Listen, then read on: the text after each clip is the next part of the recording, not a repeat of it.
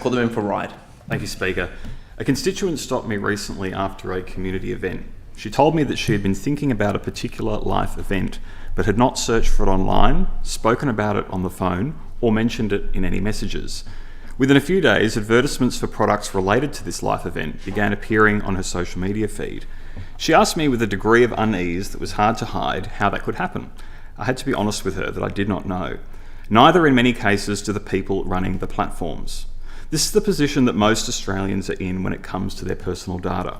We are subject to systems of extraordinary sophistication, designed by some of the largest corporations in human history, and we have almost no meaningful capacity to understand what is being collected, how it is being combined, or what is being inferred about us.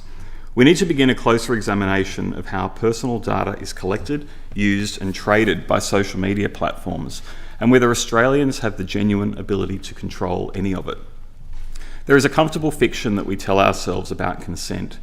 The fiction is that when we click agree on a privacy policy, we have made an informed choice. In practice, almost nobody reads them.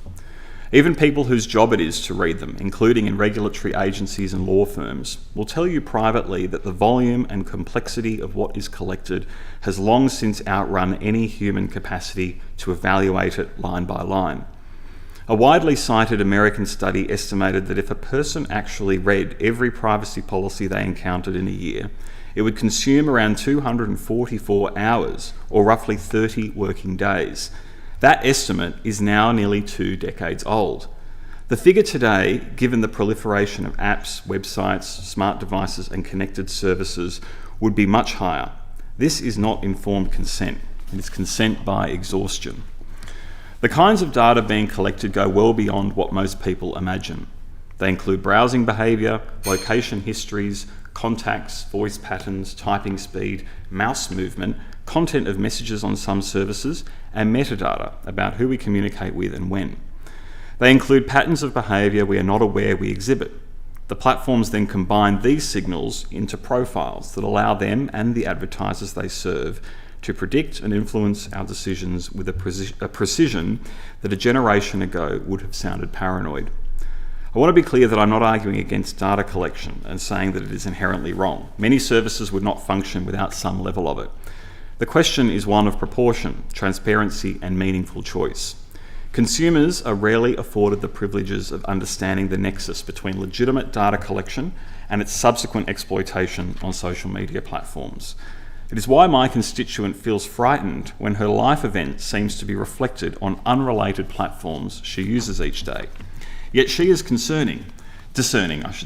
Many people do not consciously notice the way this data is used, and that is how they become hooked.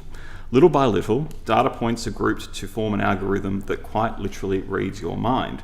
And because it knows what you think, it knows what you like, and because it knows what you like, it can constantly grasp your attention and sell you products. And this is how you and your data are commodified as digital gold. There are deeper questions we have not begun to answer. Should sensitive inferences, including those drawn about a person's health, sexuality, mental state, or political views, be subject to a higher standard of consent than ordinary data?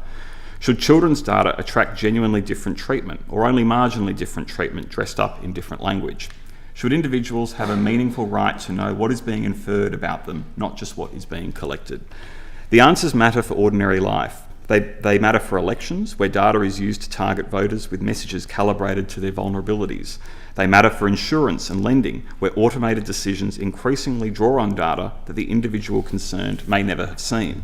They matter for how the social media age law, where the question of how platforms verify age without creating new privacy risks remains genuinely contested. And they matter for the small but growing number of cases where the data of vulnerable Australians, including First Nations communities and victims of family violence, ends up exposed through breaches that no one had anticipated.